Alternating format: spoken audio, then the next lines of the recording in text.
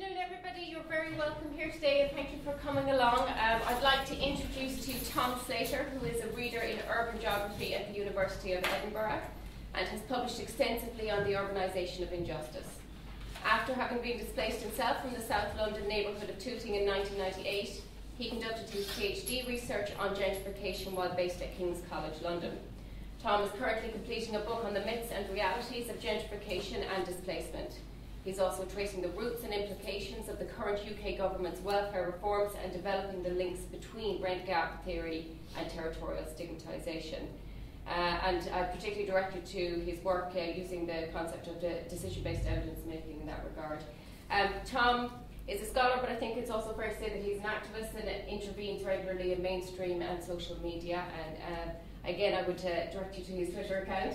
And also for the students, do take a look at Tom's top 10 books in urban studies, which is a must read. Okay, you're very welcome today, Tom.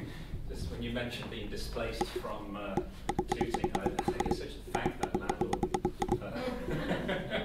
Because it was, I suppose, it gave me some sort of anger that I think is essential, you know, to set us on the path of becoming social scientists. Thank you for coming. Academic life, where I am, gets busier and busier and busier. So thank you for putting things on hold to come and listen. So yes, you mentioned territorial stigma and the rent gap, and that's what I'm going to look at today, why I think these concepts are useful and how useful it can be to understand gentrification if we fuse these concepts together. So a quick word on concepts, and this is something that I am always telling my undergraduates and postgraduates, and I think it's a useful thing that I came across. Wittgenstein, of all people, said that concepts are our servants. We are not servants of concepts. And what I take this to mean is that we design them. They are there to be useful to us, to help us to see properties and phenomena that we did not see before. And if they turn out to be useful, then we should keep using them and tweaking them, maybe molding them. And if not, we should not use them. We should throw them away. And there's a dreadful tendency in human geography, I don't know about sociology, but certainly human geography, to let concepts take over so that we become servants to them. And I'm thinking of sort of faddish concepts like sort of affect and assemblage, which are everywhere in geography at the moment. And you see people using these just because everybody else is, without actually thinking as to whether they're useful in the particular circumstances they're writing about. So what I want to do in the next hour or so is to draw upon the signature concepts of two scholars, two urbanists, whose work I've always found very inspiring, and they are rarely considered together, and I think I'm surprised, because I think when they are considered together, there's all sorts of things you can learn. So Loic Wacquant there on the left, and the late great Marxist geographer Neil Smith, and the signature concepts of territorial stigma and the rent gap, respectively. So what I'm going to do is take these concepts, I'm going to elaborate them and tweak them and then mold them, and then fuse them together to interpret gentrification and displacement in a very stigmatized part of Edinburgh. And just before I get going, I want to acknowledge the huge input of a PhD student currently working with me. Well, actually, I think he's supervising me, so his name is Hamish Callan, and we have a paper out in Environment and Planning A last June, if you want to read more about this context I'm going to be talking about. So I'm going to elaborate territorial stigma first, then the rent gap, and then bring them together. So territorial stigma, there's been some wonderful work done from this very building on this issue, a stream of papers that I found very useful. So much of this might be old hat to some people in this room, but I think it's important to outline this concept and how useful it can be. What is it about? Well, it's about how urban dwellers at the bottom of the class structure are discredited, devalued, treated differently because of the places with which they are associated. In Britain right now, even just a quick glance at, I suppose, national urban policy debates reveals that the manner in which urban places are portrayed has become really important in the debate about their future. And so I'm going to talk about Loic Wacquant and this particular book, Urban Outcasts. I do recommend a read of this if you've not seen this book. It's beautifully written, first of all, and it's based on a fieldwork approach in two neighbourhoods, Woodlawn in the south side of Chicago and La Courneuve, in particular a stigmatized housing project in La Courneuve, which is a suburb of banlieue, just northeast of Paris. And he compares these two neighbourhoods and finds many, many things, a lot of differences. But there's one thing that is common in his analysis, the experience of territorial stigmatization. So in Urban Outcasts, Wacquant goes to great lengths to show how different the French periphery is to the American black ghetto. But there's one thing that's common, which is territorial stigma, which he then describes as the single most protrusive feature of the lived experience of advanced marginality. And another thing that he says is that territorial stigma has become so powerful that it's become autonomized from other forms of stigmatization and developed a life of its own, exerting its own effects, which is quite a controversial argument to make given the intensity of the ethnic stigma, for example, in Chicago and in Paris where he did his field work. So he's saying that actually the stigmatization of place develops its own life and develops its own effects independently of other forms of stigmatization. So it's quite a controversial conclusion, but that's one that he felt was necessary to describe the power of the stigma attached to those districts where he did his field work. There's some theoretical influences on the work of Loic Wacquant. And this one, first of all, Erving Goffman, the foundational sociological examination of stigma, like the classic text for any sociologist interested in stigma. And what Erving Goffman argued in this book is that individuals become discredited and then disqualified, that's the terms he uses, from society in three respects. So first of all, abominations of the body, so disability, for example, blemishes of individual character, and I've listed a few things there that he mentions in the book in terms of those blemishes, and what he calls the tribal indicators of race, nation, and religion. And Goffman in this book shows how each form of stigma constitutes like a social impediment, a major axis along which all other personal characteristics are measured and evaluated. Now, this book is, as I said, the foundational text, but what Goffman did not mention in this book was place of residence as something that could lead to disqualification, individual or collective, from society. And that omission is quite remarkable if you think that the stigmatization of particular urban places is not a new development. So for as long as people have been living in and writing about cities, there are certain districts that have, I suppose, suffered from negative reputations. So what Wacquant does is that he adds the blemish of place, so he adds a fourth, if you like, a fourth form of stigmatization. There's another influence on Loic Wacquant. If you've ever read anything by Loic Wacquant, Bourdieu is all over it. Bourdieu was his mentor. The reason that Wacquant became a sociologist was Pierre Bourdieu. And there's a concept that Wacquant uses time and time again in his writings on cities, and actually his writings beyond cities, which is that of symbolic power.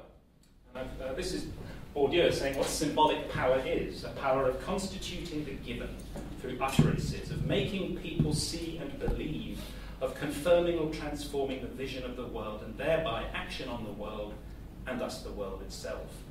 So studying symbolic power, that helps reveal how public policies contribute to constructing urban reality through their activities of official classification and categorization. The interesting question here is that you've got these influences. You've got Goffman and Bourdieu, who actually, politically, they were very... Goffman was quite a conservative, right? And Bourdieu was a lefty. And many people have thought, well, how can you blend these two theories together, thinking about stigmatization? And here's the answer. One works from above, Bourdieu, and Goffman works from below. So if you fuse them together, then actually you can get a view of the the stigmatization of place, how it's produced, how politicians activate that stigmatization, and the effects that it has, you can actually trace these things by using this theoretical guidance. So one works from above, and the other works from below. Just a quick kind of sidebar to all this. Another thing which I think is particularly interesting in Loic Wacquant's writings on territorial stigma is that he says the blemish of place is not a new thing, but what is new is the intensity of it. So there are certain districts in advanced societies that have become nationally renowned as sort of pits of perdition, to use Wacquant's phrasing. So a new circuit of symbolic production appears to have emerged. So everybody's heard of these places. And that's what he says. This is what is new about this territorial stigma and why it matters to study it. How has it become that places have become so notorious? And then what does that mean for people who live in these areas? So, territorial stigmatization in terms of its impacts. And there are 4 ways in which territorial stigma, I think, impacts upon society. And I'll just go through these briefly. So, first of all, the difficulties of searching for employment, succeeding educationally, and dealing with public agencies such as the police, such as the courts, or street-level bureaucracies, as they're known, like state unemployment and welfare offices. These can be exacerbated as soon as residents of stigmatized areas mention where they live. And there are examples in the literature of like public officials and educators and employers modifying their conduct and their procedures once people say where they live. I gather you had Lisa Mackenzie here a couple of weeks ago, and in her wonderful book, Getting By, there's many examples of this, like people saying they're from St. Anne's and how that affected the behaviour of people, public officials and teachers even. So the actions and decisions of public and private sector operators. So in terms of the private sector, there's the serious issue of sort of systematic disinvestment. So just to give an example, when people find it impossible to obtain mortgage credit due to the taint of place on lenders and on financial institutions, so what's known as redlining.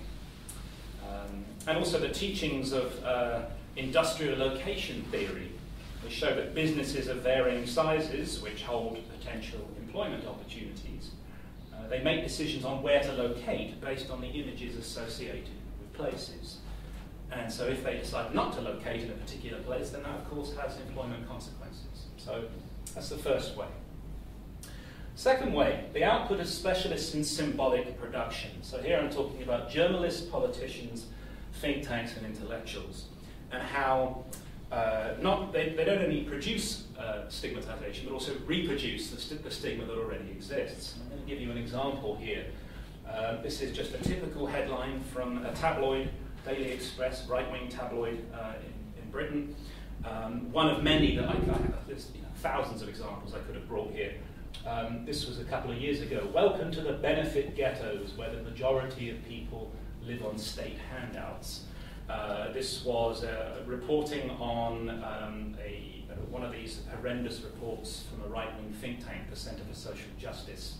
They classified whole areas of the UK benefit ghettos, where people, these lazy scroungers are trapped, and where they're sort of, they're sucking the life out of the taxpayer and having loads of children. One thing you won't be able to see sitting where you are, it says at the bottom here, the welfare ghettos trap as many as 6.8 million people. So this is a contagious thing, it's getting worse.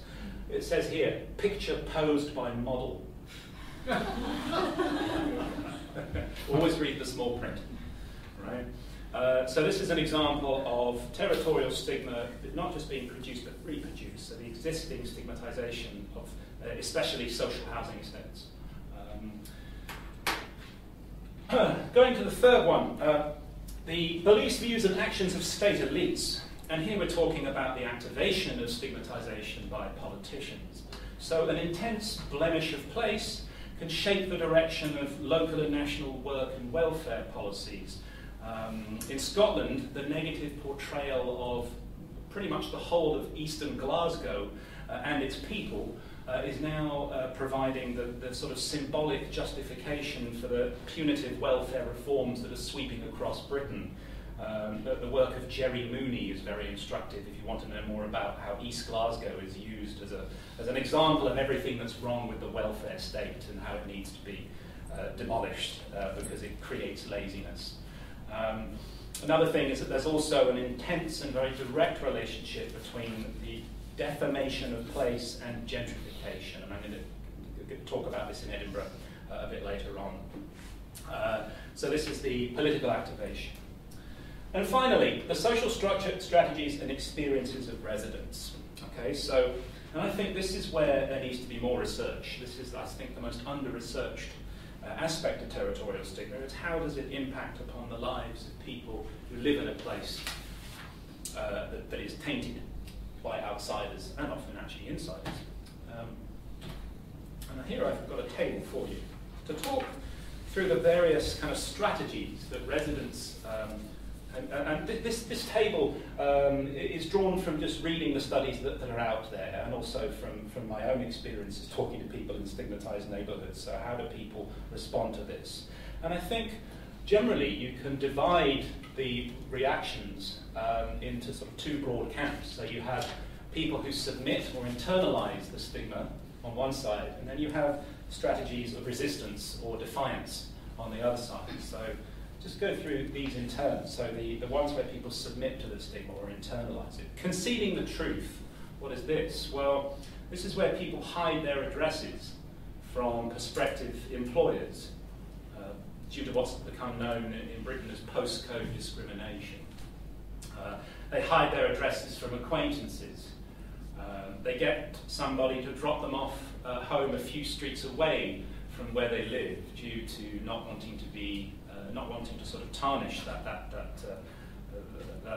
relationship due to embarrassment, right? So people, or they might, just, for example, just say that they live somewhere else or in a different neighbourhood. Well, where do you live? Oh, well, panic, and then they'll say something different.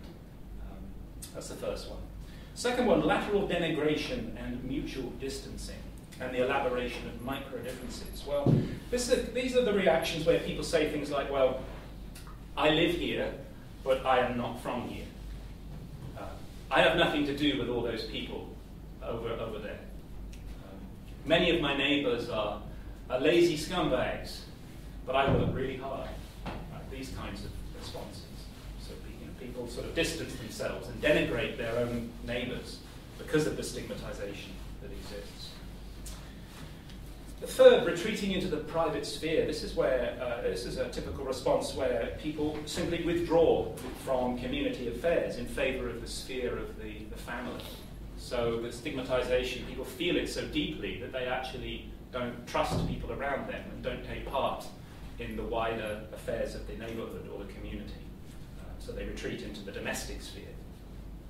And then finally, exit. So people leave the neighbourhood as soon as they've acquired the means to do so, because the stigma they find affects their life so much, they just get out as soon as they can.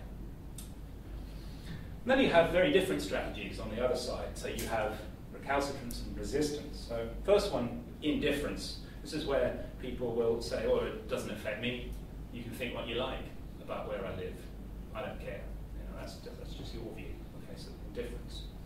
Then you have the more vocal reactions of no, defense. So it's not like that where I live, I promise you.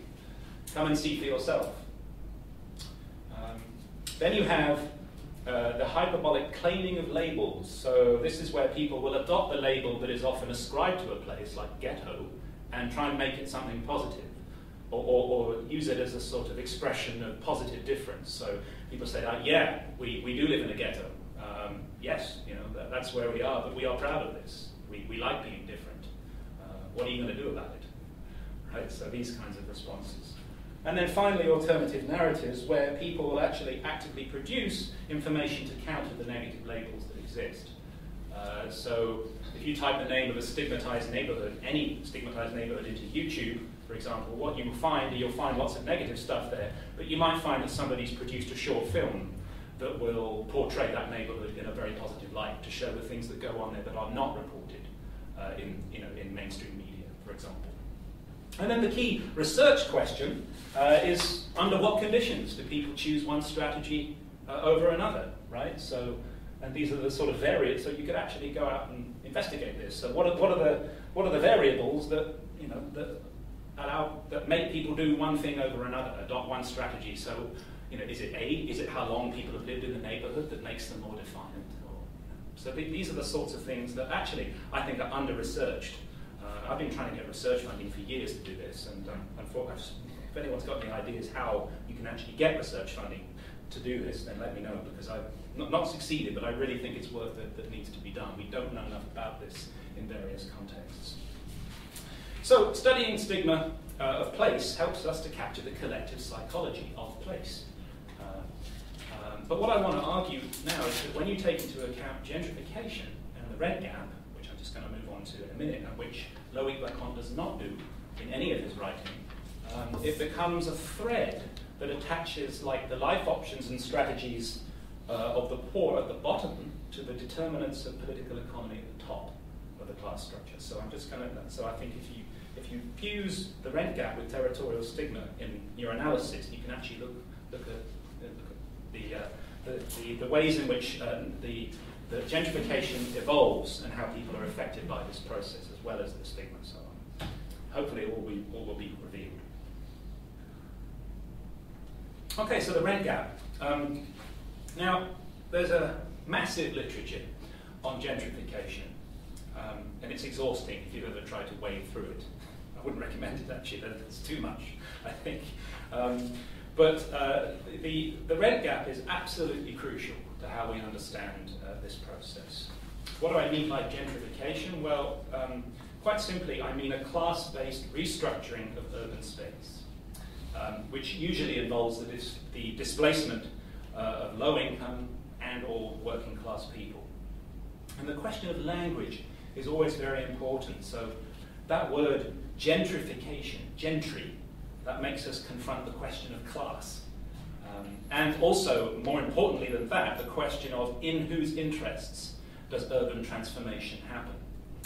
And this is why you tend often to see terms used instead, like regeneration.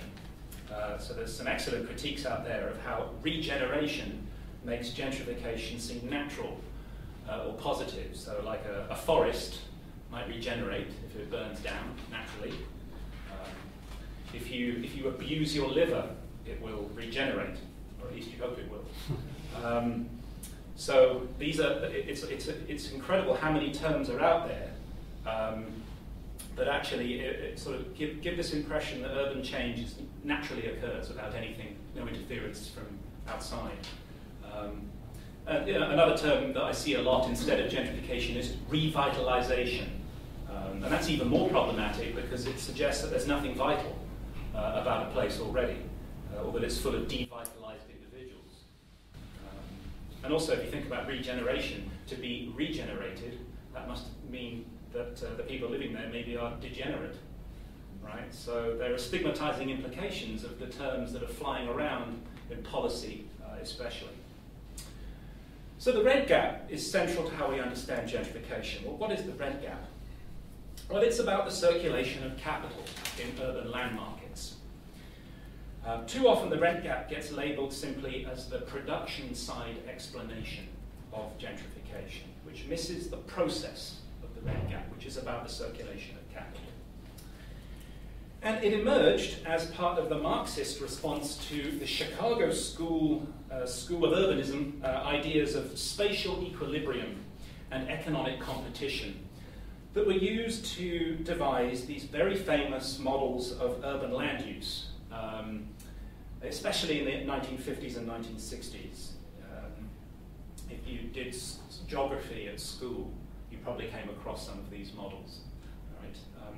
Now, Neil Smith was very suspicious of these models of urban land structure because they were linked to a portrayal of the suburbanization of middle-class and wealthy households as like the driving force of urban growth and overall sort of metropolitan housing market dynamics. And the consumer sovereignty paradigm that undergirded these models was that the rational choices of individual consumers of land and housing shaped the way that cities looked and shaped the morphology of cities. So the middle-class consumer demand for space apparently explains suburbanization. Okay, it was all about middle-class families choosing the suburbs. Okay, that was the paradigm in the 1960s especially.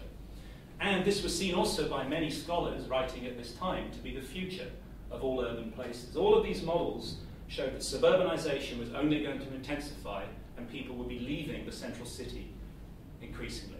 Okay?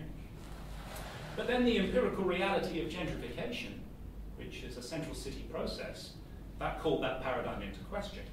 So Neil Smith, he could just not accept the fact that consumers, the middle class people, were suddenly sort of demanding the opposite to what had been predicted and choosing to gentrify central city areas instead. So he thought, well, this choice, you know, are people that robotic that they suddenly just they want to choose that, you know, we've been told everyone's choosing the suburbs, so they're choosing the central city, you know, what is all this choice rhetoric going on? And in his very earliest work, what he did in Philadelphia was that he unearthed data showing that not all middle-class people in Philadelphia were moving to the suburbs, and space was being produced for them via the state-sponsored private sector redevelopment of the central city neighbourhood of Society Hill, which is where he did his first fieldwork. And that redevelopment was producing handsome profits for developers and for the agents of capital at the expense of working-class people who were displaced from Society Hill for this gentrification to happen. So people weren't flocking back from the suburbs, they had never left. But what was happening is that space was being created for a certain class of resident, and that was meaning that it was working class people who were losing their homes. And I always talk about Neil Smith's earliest work because it was completed as an undergraduate dissertation. And I always scare all my undergraduates because I say, you know, look what you could achieve. You know, you could change urban studies with your undergraduate dissertation if you really applied this, which is what Neil Smith did, right? The theory of the rent gap was based on an undergraduate piece of work completed when he was only 22 years old. Remarkable, really. Now, there was some theoretical influences on Neil Smith, and it was part of a wider Marxist broadside against the assumptions of neoclassical economics, or neoclassical urban economics, questioning, in particular, the assumption behind that work, which was that sort of competitive bidding for land had to happen anyway. So Neil Smith's PhD supervisor, after he finished his undergraduate dissertation, he moved to Baltimore to work with David Harvey at Johns Hopkins University. And Neil Smith's work has to be understood in this context, where urban studies was starting to sort of reject its sort of positivist dominance and, you know, think about, well, actually, what are we doing here? You know, are we thinking about how to create a better society or just describing how cities are, right? And so Neil Smith's work has to be considered in that context. Now, one of the things that Neil Smith learned from Marxist thought was a crucial argument that the value of urban land is primarily a collective social creation. What do I mean by that? Well, if a piece of land located in the heart of a large and vibrant and growing city commands like a premium on the market, it's because of two things. First of all, that centrality and accessibility are valued in that society. But secondly, and more importantly, collective social investments over time in the form of labour produce that vibrant city. But private property rights, what they do is that they allow landowners to capture that social investment in the form of ground rent, which is simply the charge that owners are able to demand for the rights to use their land. And ground rent is just usually received as like a stream of payments from tenants, or also via like an asset appreciation capture whenever a building is sold or a plot of land is sold. Now, understanding the rent gap requires attention to an even wider theory, which is Neil Smith's theory of uneven development. And the rent gap cannot be considered without considering uneven development. So, now, suburbanization, which was happening, obviously, especially in the United States, though not exclusively, but suburbanization, as that accelerates, as capital moves to the suburbs, central city land in previous generations becomes disinvested because capital's moved away from it. Capital is finite, it cannot be everywhere in a city at the same time. So, what happens then is that that land becomes comparatively cheap vis-a-vis its central location that it occupies. So hence uneven development. So as that disinvestment in the land intensifies, as that withdrawal of capital goes on, it actually creates lucrative profit opportunities for developers, for investors, for home buyers and various levels of government. So with each passing year, we are, it's not very clear on there, but I'll explain it in a second. We're more likely to see a divergence between capitalized ground rent, which is this bottom curve, not the very bottom curve, this one here. This is the value of a structure. This says at the bottom here, time from construction date, and this is simply the amount of capital. Now, capitalized ground rent is the actual rent captured with the present land use. Okay? And then there's potential ground rent, which is the line here, which is the maximum that could be appropriated based on what economists and urban planners love to call the highest and best use. And it's that grey area, that gap between capitalised ground rent and potential ground rent, which is what Neil Smith called the rent gap. Okay. And the thing is, when you start to sort of model this and collect data to try and show it, it's easy to sort of lose the political thrust of how these rent gaps are produced, right? They are actively produced by various agents seeking profit opportunities. There's an example of a rent gap. So if the graph, if that little kind of diagram didn't make much sense, maybe that photograph will. Okay, so there's a profit opportunity on the right. Okay, and the disinvestment happened over a long period, but that's actually created. It's not mean that it's always going to be like that. There's an opportunity that's being created, and the question is, who gets cleared out of the building on the right? Okay, to allow that profit to be captured. And so here is Neil Smith in his seminal paper, 1979, on how the rent gap is closed. And I'll let you read that. Now, with the rent gap, what I should say is that there's been intense debate about this in the literature on gentrification for well over 30 years. There have been some studies, some of them quite memorable, some sort of empirical tests, if you like, of this, others less so. And it takes time to do this kind of research because you have to construct sort of specialized indicators after sifting through decades of urban land records and tax assessment practices and provisions of state subsidies. It's difficult archival work to show rent gaps emerging. But that doesn't mean that we shouldn't do it, right? And sometimes when people write about the rent gap, they kind of forget where it came from, which was a young scholar going to Society Hill and looking around and being upset at the displacement of people from that space and thinking, well, how can we explain what's happening and what do we do about this? And the rent gap is fundamentally about class struggle. It's about the structural violence visited upon people, working class people, in contexts these days that are often described as regenerating. Okay? So producing a rent gap requires shifting people off land who are not putting it to its so-called highest and best use. So I think it matters a lot to study this.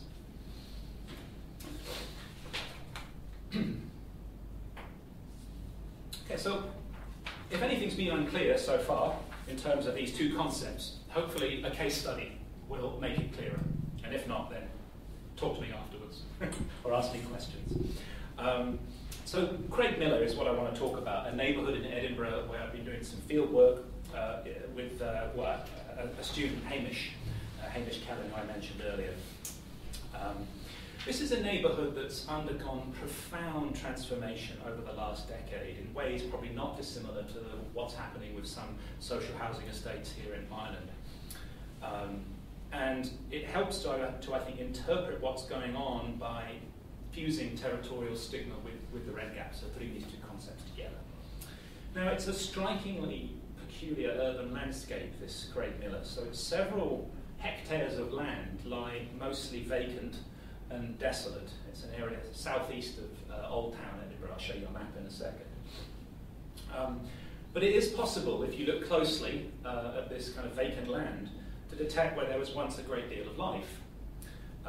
And some new housing construction has taken place around the edges of a very large area of vacant land.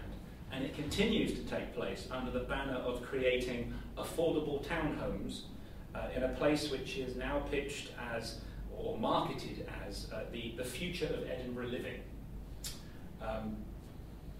And I'm just going to show you where it is. It's not a very clear map, I'm afraid. But so you've got Old Town Edinburgh here, right? So Edinburgh Castle is kind of where my finger is. And we're looking, this is Arthur's Seat, if you know Edinburgh, okay, the old volcano. And just at the other side of Arthur's Seat is Craigmillar. And it's one of the districts that constitute what we might refer to as Edinburgh's other fringe, right? Edinburgh's Fringe Festival. It's famous international festival, biggest arts festival in the world, right? There's another fringe that people don't often talk about, which is the fringe of urban poverty in the city. Okay, there are tracts of poverty in the Old Town, but Edinburgh has a very, very striking peripheral belt of deprivation. Intensely stigmatized districts, and it's extraordinary what little scholarship there is on poverty in Edinburgh. Everybody who writes about poverty in Scotland in an urban setting writes about Dundee or Glasgow, and that's it, right? And Edinburgh is seen as this sort of financial success story, and that does a disservice to the many people who live in areas which are just as poor as the poorest parts of Glasgow. So Craigmillar, according to the Scottish Index of Multiple Deprivation, is the 4th most deprived statistical ward in Scotland. And it's the most employment deprived, with 74% of the population suffering from income deprivation. And it's also the worst ranked for health deprivation. 60% of children in Craigmillar live in low-income households. And for decades, it's been the poorest part of the city. Only 2 miles from the richest neighbourhood in Scotland. So Edinburgh is a very unequal city. I'll give you a little history about Craigmillar. How much time do I have left, by the way? Okay. 20 minutes? 20 minutes, okay. That would be a good question. Okay, I'll go for another 10.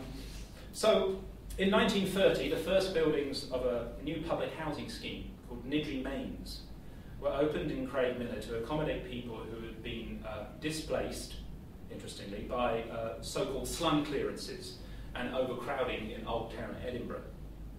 And also to relieve housing pressures in Leith, which is a district to the northeast of the city. And then another housing estate called Greendykes was to follow. Craigmillar has a rich industrial heritage in a city where such a heritage is often completely ignored. Right? Edinburgh is not known for being an industrial city.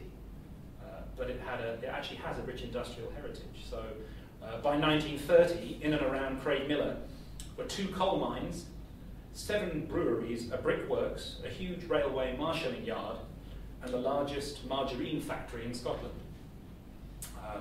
Social life in the area was characterised by a high level of working class consciousness. So there was a miners' union that was supported by an unemployed workers' union. The Communist Party won several councillor positions in local elections. The Miners' Club was the centrepiece of the area's social and political life. So this was an area of housing for the working class near to the industry that needed the labour. However, by the early 1970s, the breweries, the creamery, the railway yards and the coal pits had all closed, triggering a descent into, obviously, high and stubbornly high unemployment levels.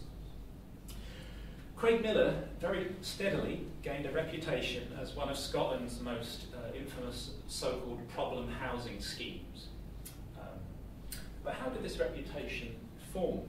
And here's a quotation from I'll tell you more about her in a second, but let's just read through this. So, it's hard to pinpoint when it gradually dawned on the residents that the district was acquiring a bad name. A small minority of the city's criminal fraternity had been housed in Nidri, And the press fastened onto this, and from then on showed no interest in the positive side of Niddry life. It's amazing how often you see this in the literature on stigma, how maybe just a few things happen, extreme events that are then basically impugn the civic standing of everybody living in a whole neighbourhood. And so it was that the once proud names of Niddry and Craigmillar became synonymous with crime and social problems. This is a book called Let the People Sing, a story of Craigmillar, written by Helen Crummy. Who was Helen Crummy?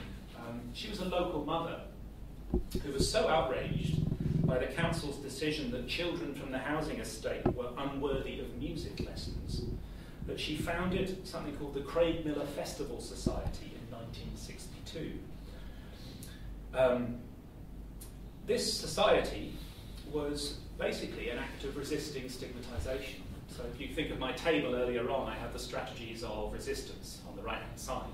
This could be seen as something like creating an alternative narrative.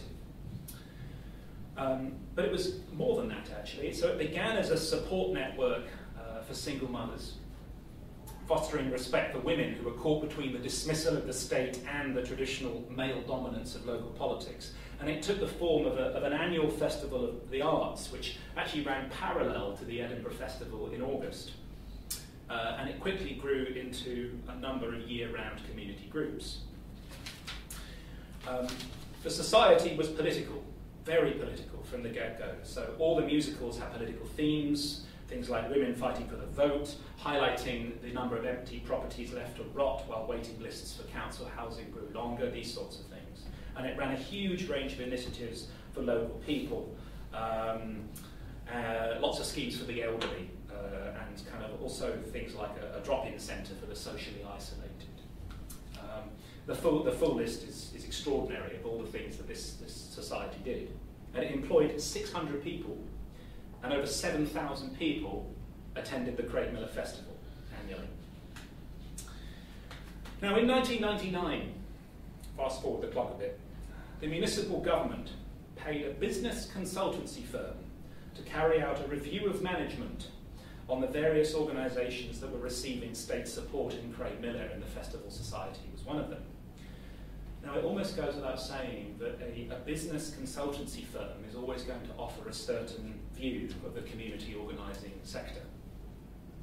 So in 2002, following accusations of financial irregularity, and also that its existence was, and I quote, neither appropriate nor sensible in business terms, the Festival Society was shut down.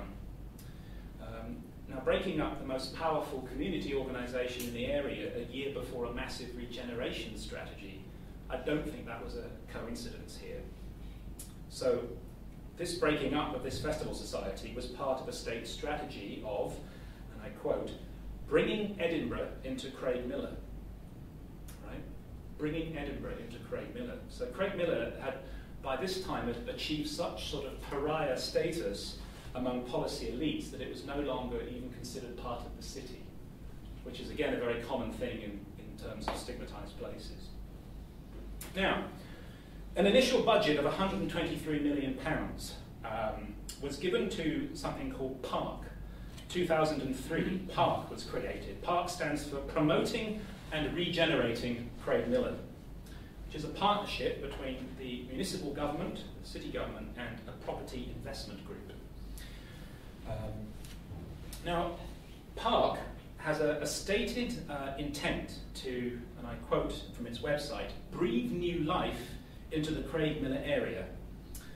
So with this £123 million comes a 15-year plan involving 3,000 new residential units, a new primary school, a new library, a new town centre with green space and shopping facilities.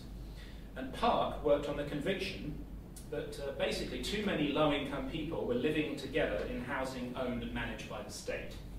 So it was the whole undercurrent to PARC's existence was the view that concentrated poverty is a terrible thing and needs to be broken up. What happened was that the two council housing estates in Craigmillar were knocked down. Hundreds of residents were displaced to other parts of Edinburgh. More on that in a minute. And the new housing will have only 19 council units out of over 400 currently built and 3,000 planned, as I've said. So the new housing, affordability is clearly going to be a major issue. It's worth stressing that that was precisely the point. We interviewed the people behind this scheme, and we said, so, you know, what's the real motive here? What's happening with this regeneration strategy? And the person responded, well, it's about bringing a higher caliber of person. It's one of those kind of interview moments where I can feel my jaw hit the table. Just like, geez. Extraordinary, really. But not uncommon in terms of how stigmatized places are dealt with. Now, closing the rent gap, which had formed in Craigmillar, relied on the activation of territorial stigma. So these are statements that are from the main planning document for Craigmillar's regeneration.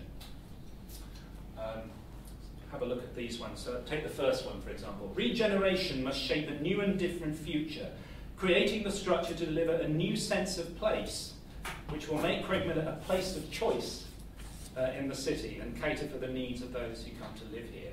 And this document is extraordinary. The words that appear so much are a new sense of place and choice, right? And then looking on, the people that come here will expect Craigmillar to be a place, not just a housing estate. Well, a housing estate is a place, but clearly not in the eyes of the people behind this. And also at the bottom there, we envisage a more interesting classless modern way of life. And so that denial of class actually acts as a dismissal of the history of this part of the city. So insofar as Craigmillar's housing estates were built for the working class, a classless society makes them obsolete. In terms of the scale of displacement, so there were 564 families that were affected by the demolition of these housing estates. They were rehoused and given the right to return to Craigmillar. When I first came across this and doing this work, I thought, right to return, that's good. That sounds, you know, the sort of thing I've actually been arguing for, is that if people have to leave because of regeneration, they should be entitled to come back if they wanted. Now, the tenants with the right to return were contacted by the council to review or confirm their intention for returning. 101 families with the right to return have been rehoused in new build properties in Craigmillar. Couldn't get any information on the tenure of those new build properties. 87 families were left waiting to return. This was information that I got through a Freedom of Information request. I just could not get any information on, you know, clearly there's a discrepancy. 564, 101 and 87 doesn't add up to 564. I simply could not get information on what had happened to the rest of those families. But it's worth noting that this right to return worked on a bidding system. So if the property offered was too small or too expensive, the former resident would have to forfeit their right. So is it really a right to return? So measuring displacement only really gets us so far. And it's by actually talking to people who've lost their homes or lost their place. Displacement means the loss of place. It's only by talking to those people that a fuller picture emerges. So you can measure displacement all you like and count how many people have gone and who's come back. But if you really want to find out, I suppose, the pain, and if you want to find the human costs of regeneration, you have to go and talk to people. And rather than read through these, I'd let you read through them. When I was analysing these data, I was reminded of a wonderful book that I'd recommend if you're interested in displacement issues. It's called Outcast Cape Town by somebody called John Weston. And it was a study of people who were forcibly evicted from their neighbourhoods in Cape Town in the 1970s under apartheid.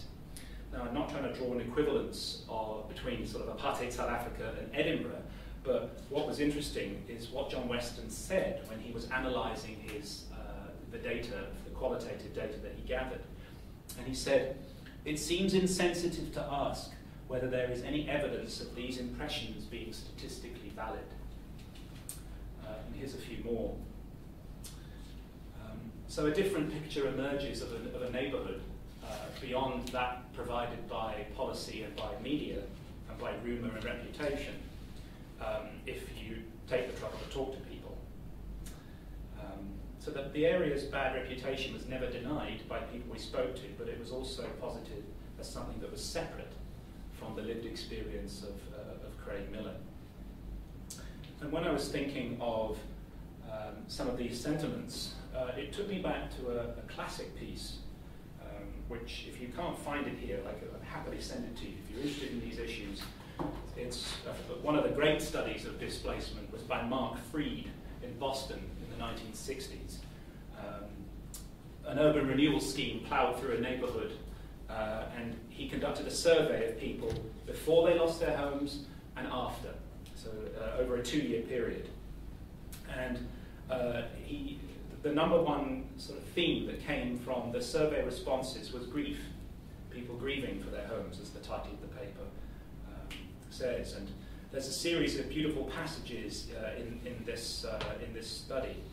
I'll just quote one of them. Even familiar and expectable streets and houses, faces at the window and people walking by, personal greetings and impersonal sounds may serve to designate the concrete loci of a sense of belonging somewhere, and may provide special kinds of interpersonal and social meaning to a region one defines as home. And it's these, one of the things that also I'm struck by when I thought about the data here was that you don't find many studies like this anymore, right? It's people are obsessed with trying to measure displacement rather than actually talk to people. It's very hard sometimes to find people who've lost their homes because they've gone, right? But if you can track people down with the help of community organisations, which is what we did, then you can actually, there are ways to find people who have gone. The other thing, so I'm going to finish in a second. The other thing is, whenever I write about these things or talk about them in conferences, or if ever if you read, whenever I get the reviews back, that horrible moment when you send a paper off and the manuscript review comes back and you referee one, and you start, you think, oh God, no. I'm always accused of romanticising the working class experience, right? Sometimes, I've heard people say, oh, there goes Slater again, he's romanticising a golden era, right, which is not really very helpful, and one that totally ignores the historical record. Maybe, perhaps, but it still seems important to remind us, especially policy elites, that displacing people isn't some trivial little problem. And there's also sort of a disturbing evolution in all this. So once there was the power of class solidarity, then you had the lesser power of community, and now that too is under assault. And there's also political capital to be gained in breaking up communities, because if you sever people's ties to the neighbourhood, and sever people's ties to kinship and place, which create ties of solidarity and political organisation, you undermine their ability to vote as a collective. So if you scatter people, that's a dilution of a political base. And you sever people's ability to organise and to protest. So I'm mindful of what David Harvey says. One of the people I most admire says, we shouldn't, he actually calls ethnography emotional tourism. David Harvey is he doesn't really buy into this view that we should gather people's stories. He said, no, we need to smash capitalism. Well, yes, but I also think that one of the best writers on displacement has it right when she says that we can't understand the losses unless we first appreciate what was there. So I'll finish now. I just want to zip forward to say something about social interest. I'll finish on this note. So between 2003 and 2008, the Scottish Government spent £1.8 million paying a marketing firm to develop a brand for the city of Edinburgh. And there it is, right? £1.8 million to come up with that. That's nice work if you can get it, isn't it? And if you arrive at Edinburgh Airport, the first thing you see is you go down to the baggage area, inspiring capital. You see it everywhere on taxis and during the Edinburgh Festival, people wearing T-shirts saying, giving out pens and key rings saying inspiring capital, right? That's a lot of money that was spent. Given this, and given that this strategy has now encountered failure in the form of a financial crisis and recession, so I should say that this scheme in Craigmillar, construction has virtually stalled, and they're really struggling to sell the new homes that they built for a higher class of resident or a higher calibre of person. I think that the question is inspiring capital to do what? Because I talked about the rent gap and capital flows. Right? A rent gap had been produced over a long period of time. The stigma was activated to try and close the rent gap, but then it ran into a barrier, a structural barrier. And it's those structural barriers that I think are worth thinking about. So I've gone on far too long, but I always do, and I'm sorry.